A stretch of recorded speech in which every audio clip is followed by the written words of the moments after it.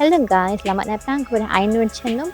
Dalam video ini saya akan share cara buat gambar training AI daripada gambar kita untuk menghasilkan gambar model figure seperti ini.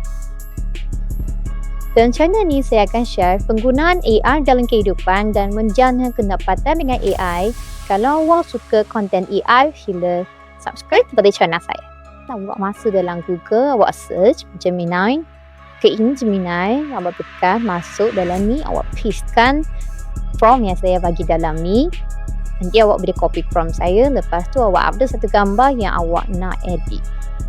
Okey, gambar ini misal background dia warna putih. Lepas tu tekan enter sahaja. Okey, ini gambar yang dihasilkan. Boleh nampak gambar dia cantik, cumanya saya tak suka kotak yang di belakang model itu terlalu warna-warni. So kita perlu fokus pada model. So, yang saya boleh buat, saya cari prompt dalam ni yang berkaitan dengan kotak tadi. Okay, saya kopikan ini prompt dia. Lepas tu, saya paste di bawah ini.